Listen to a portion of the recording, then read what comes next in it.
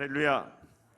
네, 오늘 이 새벽도 또 이렇게 함께 말씀을 나눌 수 있도록 또 허락해 주시고 또 초청해 주신 우리 김영국 목사님, 그리고 우리 당연 우리 장로님들과 우리 성도님들께 감사를 드립니다. 오늘 이 시간 같이 말씀을 나눌 텐데요, 함께 먼저 기도하도록 하겠습니다. 아버지 하나님, 온 세상이 신종 바이러스로 두려워 떨고 있고 우리의 삶의 모든 부분들이 흔들리고 있는 가운데 있습니다. 그 속에서 다시 한번 영적 회복을 구하며 하나님의 도우심을 구하기 위해 이 시간 주의 은혜를 사모함으로 우리 사랑하는 성실의 성도님들이 다시금 주님 앞에 모였습니다. 이 시간 말씀하여 주옵소서. 우리에게 들을 길을 허락하사 주의 음성을 듣게 하시고 다시 한번 우리의 영과 또 우리의 삶이 새로워지는 귀한 은혜를 허락하여 주옵소서. 부족한 종의 입술을 주장하여 주시고 하나님의 영광이 드러나는 귀한 시간 되게 하여 주옵소서. 감사하며 예수님 이름으로 기도드리옵나이다. 아멘. 네, 이솝이라고 하는 사람이 2600년 전에 그런 이야기를 했습니다. 뭉치면 살고 흩어지면 죽는다. 그 말을 이승만 대통령이 9.28 수복 이후에 평양을 탈환하고 나서 평양 탈환 시민대회 때 또 그 얘기를 했죠. 그래서 인구에 회자되는 이야기가 되어버렸습니다. 오늘도 사람들은 그렇게 얘기합니다. 뭉치면 살고 흩어지면 죽는다. 그런데 그것이 바뀌었습니다. 뭐 때문에요? 코로나 때문에 이제 바뀌었답니다. 뭉치면 죽고 흩어지면 산다. 그러다 보니까 당연스럽게 우리들이 알고 있는 시대가 이제 아닌 게 돼버렸어요. 그래서 요즘에 이 시대를 규정하는 말 중에 언컨택트라고 하는 말이 있습니다. 비대면 사회.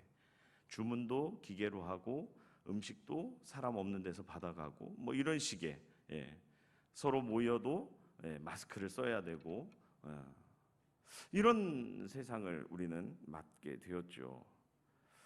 그러다 보니까 자연스럽게 이 비대면이 자연스러워지다 보니까 불과 뭐 한 6, 7개월 사이에 이 비대면 사회가 우리 안에 자연스럽게 녹아들어가고 있어요. 그러다 보니까 무슨 일이 일어나냐? 하나님과도 비대면이 되고 있는 상황이 돼버리는 겁니다. 여러분, 우리의 오늘날 이 시대를 살아가면서 참 많은 문제들로 고통하고 아파하고 걱정하고 근심하고 있는 삶을 살아가고 있죠. 뭐 안 그래도 코로나 때문에 힘든데 뭐 폭우도 쏟아져서 참 어려움을 겪고 있는 시대를 살고 있습니다. 불평할 것도 많고 염려할 것도 많고. 학자들은 그래서 이 시대를 뉴노멀 시대라고 얘기를 해요. 새로운 기준이 필요한 시대다. 다시 시작해야 된다. 달라져야 한다. 과거로는 안 된다. 새로워져야 한다. 좋습니다. 다 좋아요. 그런데 그 기준이 어디에서 오냐라고 하는 거죠. 여러분, 오늘 우리의 삶의 모든 문제의 근원은 어디에서 온다고 생각하십니까? 믿지 않는 사람과 믿는 사람들은 원인의 진단에 달라야 하고요, 원인의 진단에 따른 해결 방법이 달라져야 한다고 봅니다. 우리 믿는 사람들은요, 진리의 말씀, 하나님의 계시의 말씀에 근거해서 시대를 보고 상황을 파악하고 진단하며 우리의 삶의 문제들을 치고 들어가야죠. 그래서 사실은 이 본질로 찾아가야 된다라고 하는 게 종교개혁자들의 이야기였고요. 오늘 이 시대를 살아가면서 어려움을 만난 성도들 역시도 말씀 안에서 길을 찾아야 한다고 하는 겁니다. 신앙 안에 길이 있습니다. 본질이 달라지지 않는다는 거예요. 위기의 상황 속에서 오늘 이 말씀 가운데, 특별히 오늘 우리에게 믿음의 길을 가르쳐주고 있는 이 창세기 말씀을 같이 나누면서 이 위기 속에 또한 새롭게 돌파할 수 있는 빛과 길을 찾아가는 저와 여러분 될 수 있기를 주의 이름으로 축원합니다. 사랑하는 성도 여러분, 오늘 성경을 보면요, 야곱이라고 하는 사람, 믿음의 조상이죠. 이 야곱이 절체절명의 위기에 빠져 있습니다. 죽느냐 사느냐를 가름하는 위기의 상황 가운데 빠져 있는 걸 보게 된다는 거예요. 왜냐하면 야곱의 아들들이 세겜 땅에서 엄청난 일을 저질렀기 때문이죠. 야곱의 아들들이 이방인이었던 자신의 존재를 망각한 채 자신의 여동생 디나가 세겜 족장의 아들에게 추행당한 일로 그들은 가나안 족장의 족속들이 살고 있는 한 성을 완전히 초토화시켜 버렸습니다. 남자들은 다 죽였고요, 여자와 아이들을, 재산들은 모조리 약탈해 왔습니다. 어쩌면 야곱의 아들들 입장에서는 그러면 우리 동생이 추행당하고 수치를 당했는데 가만히 있어야 합니까? 라고 하는 변명도 또는 합당한 이유도 들 수 있을 거라 생각하지만 그 일로 인해서 야곱은 더 이상 이 가나안 땅에 살 수 없는 상황이 되어버렸다고 하는 겁니다. 여러분, 지금 이 상황에서 야곱이 할 수 있는 일은요, 도망치는 것뿐이었습니다.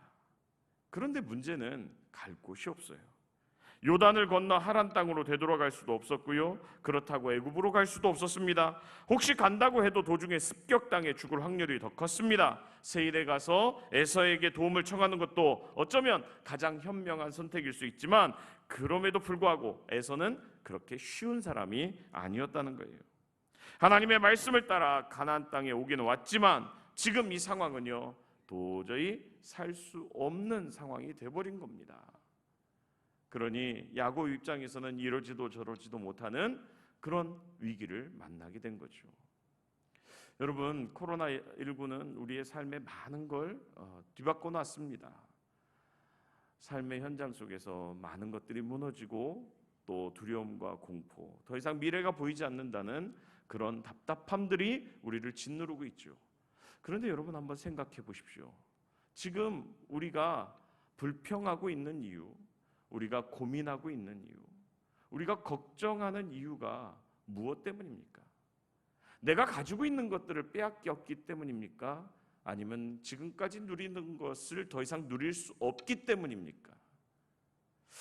어쩌면 과거에는 더 어려웠고 더 힘들었을 시간을 우리는 보내왔습니다. 죽을 만큼 힘든 시간도 보내왔죠. 그런데 그때도 견디고 힘들었지만 잘 살아왔던 우리들이 지금 예상치 못했던 어떤 한 가지 사건 때문에 어려움을 겪게 되자 우리의 믿음의 바닥을 드러내고 있다고 하는 거예요. 잘 사는 사람은 잘 사는 사람대로, 어려운 사람은 어려운 사람대로 힘들고 어렵다고 누구나 다 이구동성으로 외치고 있습니다. 그런데 정작 그 문제를 해결하기 위해서 과연 우리는 얼마만큼 애쓰고 수고하냐는 거예요. 여러분, 혹시 이 비대면 사회를 접어들면서 우리가 하나님 앞에 나와 부르짖고 기도하며 하나님을 만나려고 하는 시간들을 얼마만큼 더 늘리셨습니까? 어려움의 시간일수록 하나님을 더욱더 기쁘게 해드리고 하나님을 의지하며 하나님께 부르짖어 주의 도우심과 주님의 인도하심을 구해야 한다고 하는 걸 누구나 다 알고 있는데 정작 우리의 삶의 현장에서는 너무도 나태하고 게으르고 원망과 불평은 할 줄 알았지만 감사하며 주의 도우심과 인도하심을 구하지는 않게 되었다는 거예요. 나도 모르게 온라인으로 예배드리다 보니 제가 아는 목사님도 그런 얘기 하더라고요. 처음에는 정장을 하고 온라인으로 예배를 드렸다고 하는 겁니다. 그런데 어느 순간부터 정장이 편해지기 시작하고요, 그 다음부터는요, 예배 전에 성경도 보고 기도도 하고 했는데 편하게, 여러분, 그게 우리의 모습은 아닙니까? 하나님 앞에 온전한 모습으로 나가지 못하면서 내게 주어지지 않는 것, 내게 허락되었던 것들이 없어짐으로 인해서 위기다, 어려움이다, 어떻게 하지? 말은 참 많은데 정작 그것을 위해서 하나님께 찾지를 않는다는 겁니다.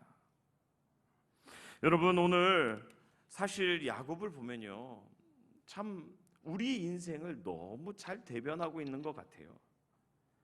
여러분, 야곱은 참 하나님의 은혜를 많이 받은 사람입니다. 하나님의 축복을 참 많이 받은 사람이에요. 본인이 인정하든 인정하지 않든 야곱은요, 하나님의 은혜 가운데 거한 사람입니다. 어떻게 할 수 있습니까? 여러분, 야곱이 하나님의 축복을 얻기 위해서 한 일이 뭡니까? 아버지를 속이고 형을 속인 일이었어요. 그래서 장자권을 받았습니다. 그로 인해 나타난 일이 뭐였습니까? 형의 미움을 샀고요, 형이 야곱을 죽인다라고 하는 이야기까지 들었습니다. 그래서 야곱은 두려움 가운데 도망쳤죠. 탈진해서 베델 들판에 누워 있을 때 그런 야곱을 하나님이 찾아와 만나 주셨습니다. 위로해 주셨죠. 약속해 주셨습니다. 뭐라고요? 내가 너를 축복하겠다는 거예요. 내가 다시 돌아올 때까지 너와 함께 하겠다는 겁니다. 여러분, 야곱이 20년 가까이를 하란 땅에 가서 노예 생활 비슷하게 생활하다가 가족과 재산을 얻어 돌아옵니다. 여러분 보십시오. 돌아올 때 몰래 야반 도주를 해요. 라반이 화가 납니다. 그래서 어떻게 합니까? 야곱을 쫓아와요. 죽일 듯이 달려옵니다. 그런데요, 야곱 만나기 직전에 어떤 일이 일어난 줄 아십니까? 하나님이 라반을 만납니다. 뭐라고 합니까? 해하지 말라 그래요. 건들지 마라. 이 사람은 내 사람이다. 건들지 마라 그래요. 여러분, 야곱이 혼자 열심히 한 것 같았는데 그렇지 않았다는 거예요. 하나님이 함께 하셨고 하나님이 도와주셨고 하나님이 그 길을 인도하셨기 때문에 그의 길은 형통할 수 있었고, 물론 나름의 욕심과 고집 때문에 어려움을 겪기는 했지만 그럼에도 불구하고 하나님은 그와 함께 하셨던 겁니다. 여러분, 그가 야복나루에서 하나님과 씨름하죠. 처음부터 했습니까? 아닙니다. 자신의 방법, 자신의 생각, 자신의 계획 다 쏟아부었어요. 그런데 남는 것은 절망뿐이었습니다. 답이 안 나오는 거예요. 그때 하나님이 나타나십니다. 그래서 야곱이 한 일이 뭡니까? 하나님과 씨름해요. 뭐라고 합니까? 하나님이 축복하시기 전에는 내가 절대로 하나님 놓을 수 없습니다. 환도뼈가 위골될 때까지 하나님 붙잡고 놓지 않습니다. 여러분, 우리가 절망적일 때는요, 정말 하나님의 복과 은혜를 너무 갈망하죠. 야복나루의 야곱처럼 그렇게 하나님의 은혜를 갈망합니다. 그런데요, 삶의 위기가 사라지고 어려움이 해결되어지고 내 삶의 평안이 찾아오면 어떻게 합니까? 언제 그랬냐는 듯이 뒤돌아섭니다. 여러분, 베델의 축복이 현실이 됐어요. 야복나루에서 하셨던 하나님의 약속이 현실이 되었습니다. 그런데요, 그 복이 독이 되어버린 겁니다. 약속대로 야곱은 복을 받았어요. 세겜 땅에 와서 잘 정착하고 부자로 평안하게 하나님의 축복을 누리며 잘 살았습니다. 그런데요, 평안하니까, 안락하니까, 부유해지니까, 형통해지니까 이성이, 만몬이, 재능이, 경험이 우상이 되어버립니다. 여러분, 사람이 살면서 합리성 참 좋죠. 효율성 되게 좋습니다. 그런데 신앙 안에도 그 잣대를 들이대면 그때부터 문제가 생기기 시작합니다. 믿음의 사람들은 하나님과의 관계 속에서 문제를 해결해야 돼요. 여러분, 야복나루에서 야곱이 어떻겠습니까? 그 절망적인 순간에 야곱이 할 수 있는 일은요, 하나님, 나는 진짜 죽은 개와 같은 존재입니다. 하나님, 내게 은혜를 주십시오. 하나님께 은혜를 구했습니다.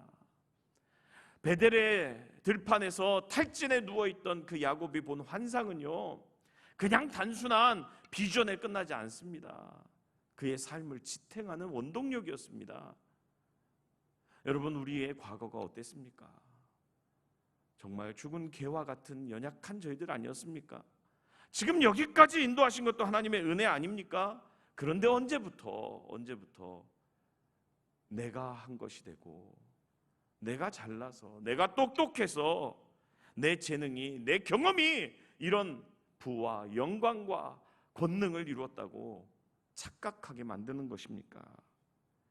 여러분, 야곱의 삶에, 야곱의 가족들의 삶에 이성이, 만몬이, 재능이, 경험이 우상이 되었을 때 모든 것이 엉망으로 돌아가 버렸습니다.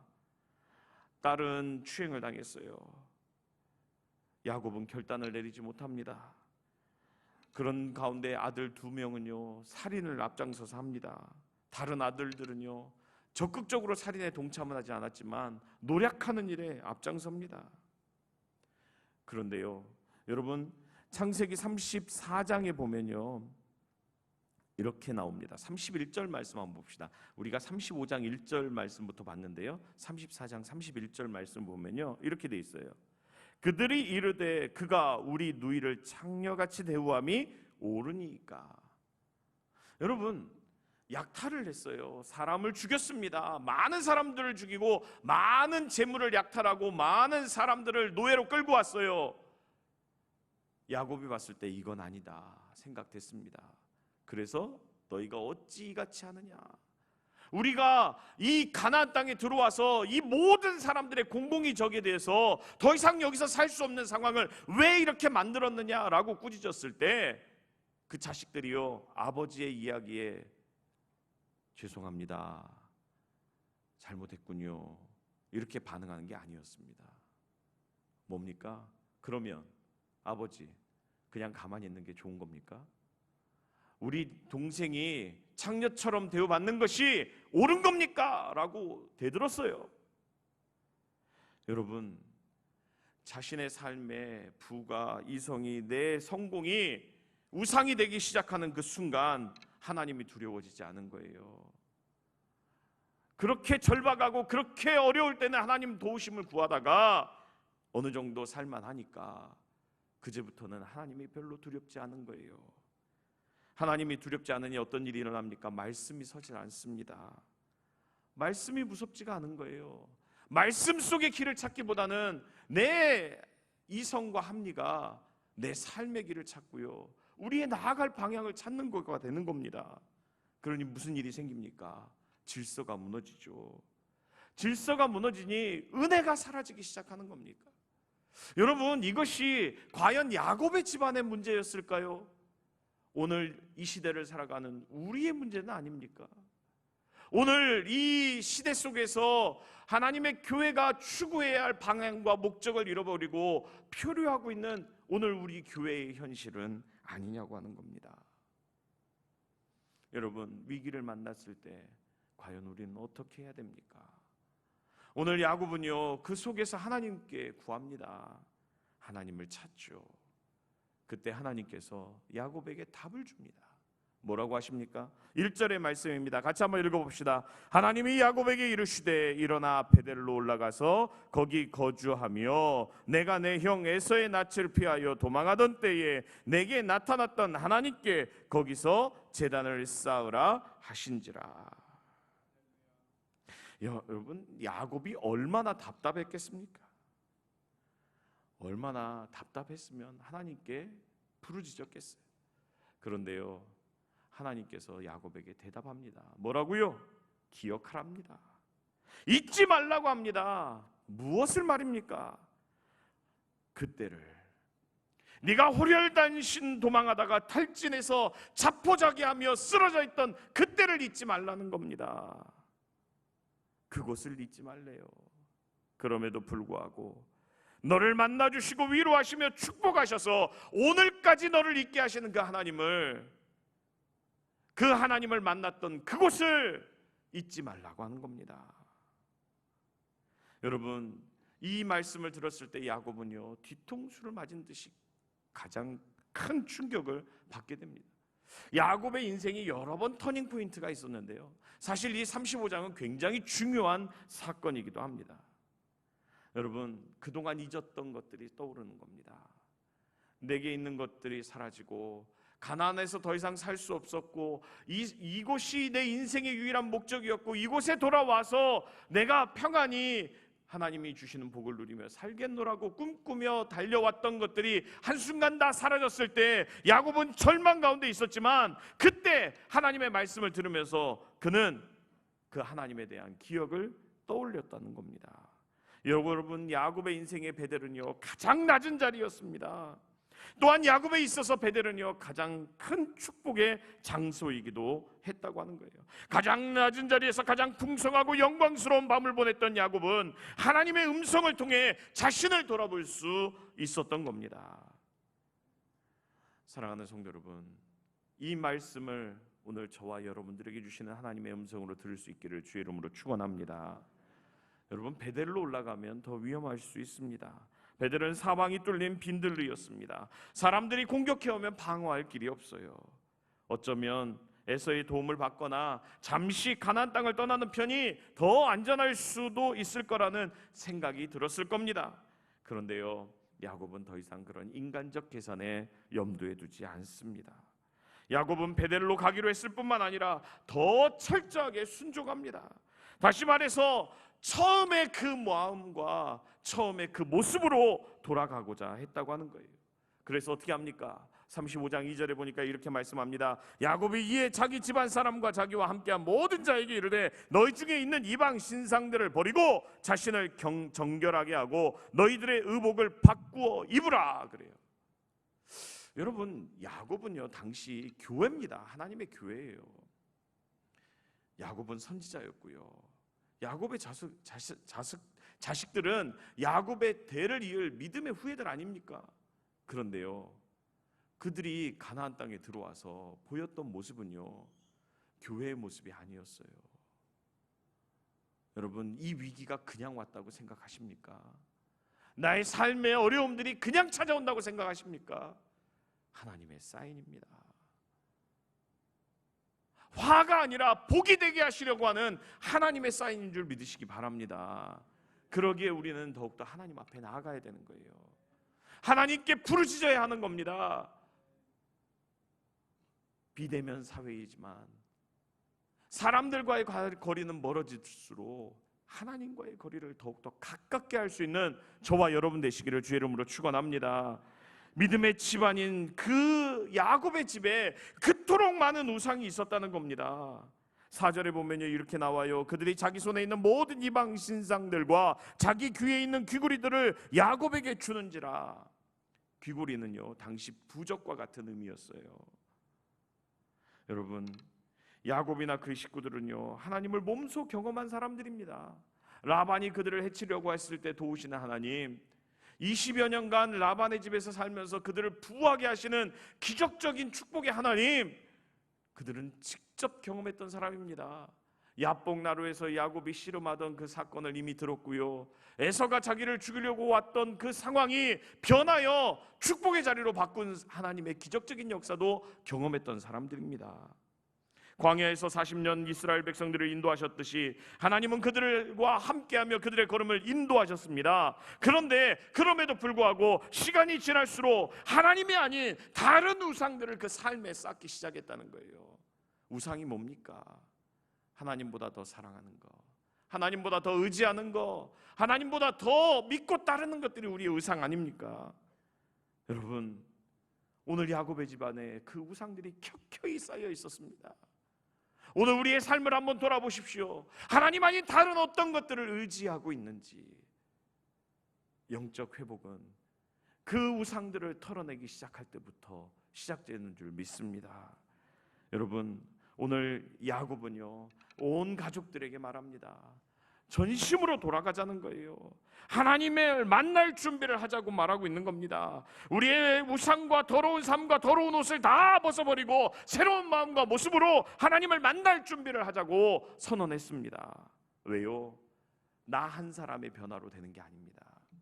교회의 변화는, 성도의 삶의 변화는요 어느 한두 사람의 변화된다고 되는 게 아니에요. 우리 모두가 함께 우리의 가슴을 찢고 우리의 죄를 자복하며 하나님의 은혜를 구하고 하나님께로 나아갈 때 진정 변화의 역사들이 일어날 줄 믿습니다. 하나님의 은혜의 역사가 일어날 줄 믿습니다. 오늘 성실교회가 그런 변화의 장소, 하나님과 대면하던 그 베델의 축복의 장소가 될 수 있기를 주의 이름으로 축원합니다. 여러분, 우리가 이 세상에서 살아남을 수 있는 길이 무엇입니까? 우리가 고난 중에 거했을 때 그것들로부터 새로워질 수 있는 길이 어디에 있습니까? 감당할 수 없는 질병과 삶의 무게 속에서 오늘 우리를 향한 주님의 음성, 베델로 부르시는 주님의 음성을 들을 수 있는 저와 여러분 되시기를 주의 이름으로 축원합니다. 사면 초과의 현실 가운데 서면요, 우리 인생의 모든 것들이 아무 의미가 없다고 하는 걸 깨닫게 됩니다. 돈, 권력, 명예, 건강까지도 한 번 하나님이 불어보시면 아무것도 아니지 않습니까? 여러분, 지난 폭우에 많은 사람들이 수재를 당했어요. 어떤 사람이 그런 인터뷰를 하더라고요. 뭘 가지고 나왔습니까? 가지고 나올 게 없더라고요. 통장 하나 가지고 나왔습니다. 물이 들어차니까요, 생각할 겨를이 없는 거예요. 가장 중요한 거 하나 붙잡고 나왔다는 거죠. 그게 뭐예요? 자기에게는 통장이었답니다. 여러분, 우리의 삶의 인생의 물들이 들이찰 때 과연 여러분들은 무엇을 붙잡고 나오겠습니까? 여러분, 우리가 이 거친 광야와 같은 세상 속에서 살아남을 수 있는 유일한 길은 우리의 구름 기둥과 불 기둥이 되시며 우리의 만나와 메추라기가 되셔서 우리의 삶의 한없는 풍성함으로 채우시고 우리의 걸음을 인도하시는 그 하나님뿐인 줄 믿으시기 바랍니다. 여러분, 있는 모습 그대로 베델로 나아갑시다. 그곳에서 살아계신 하나님을 만납시다. 여러분, 오늘 우리의 문제가 무엇입니까? 왜 이렇게 됐습니까? 복이 없어서 문제입니까? 우리가 처음부터 그렇게 복받은 사람들이었습니까? 과거를 한번 돌아보십시오. 여러분, 베델에 섰던 그 모습을 잊지 말아야 합니다. 야복에서 그 절망감 속에 하나님의 축복을 간구했던 그 모습이 바로 오늘 우리의 모습인 것을 잊지 않아야 합니다. 그때를 잊으면 안 됩니다. 그곳을 잊으면 안 됩니다. 그분을 잊으면 안 됩니다. 사랑하는 성도 여러분, 진정한 회복은 오늘 우리의 연약함을 하나님 앞에 내려놓고 주의 도우심을 구하기 위해 믿음으로 나아갈 때 비로소 시작되는 줄 믿습니다. 여러분, 참 어렵고 힘든 시절을 우리는 또한 살고 있습니다. 먼 훗날 이 시대를 보면서 참 힘들었을 거라는 아마 평가들이 내려질 겁니다. 그러나 그 속에서도 믿음으로 사는 자는 하늘의 위로를 받으며 주님의 도우심과 인도하심을 경험하게 될 줄로 믿습니다. 오늘 이 시대를 살아가는 저와 여러분들이 말씀 안에 길을 찾고 주님과 대면하며 주의 도우심을 구하는 가운데 주님이 채우시는 은혜로 말미암아 감사와 감격이 끊이지 않는 복된 믿음의 삶을 살아갈 수 있기를 주의 이름으로 간절히 축원합니다. 우리 같이 한번 기도하겠습니다. 사랑의 하나님 아버지, 감사합니다. 연약할 때마다 우리를 도우시고 우리의 삶을 인도하시며 우리의 걸음 속에 한없는 은혜와 복으로 함께하신 그 하나님을 다시 한번 찾기 원합니다. 만나기 원합니다. 그 하나님과 대면하기를 원합니다. 주님, 삶의 모든 것들이 무너지는 그 순간에도 연약함과 곤고함 속에서 낙심하고 실망하는 그 순간에도 우리와 함께 하시며 우리의 걸음을 인도하시고 우리를 지키시며 인도하시는 그 하나님을 바라보는 저희들이 되게 하시고 그 하나님을 만나는 저희들이 되게 하시고 오늘 내가 살아가는 그 삶의 자리가 베델이 되게 하셔서 그 하나님과 대면하며 그 하나님과 동행하며 이 어려움의 시기를 주의 은혜로 말미암아 넉넉히 이겨내는 우리 모든 성실의 성도님들이 다 될 수 있도록 주님 인도하여 주옵소서. 감사하며 예수님 이름으로 축복하며 기도드리옵나이다. 아멘. 우리 오늘 함께 나눈 말씀 같이 나누면 생각하면서 함께 간절하게 하나님을 찾기 원합니다. 하나님, 우리가 지금 위기에 빠졌습니다. 하나님, 우리의 삶이, 우리의 믿음이, 우리의 교회가, 우리 나라가 지금 현재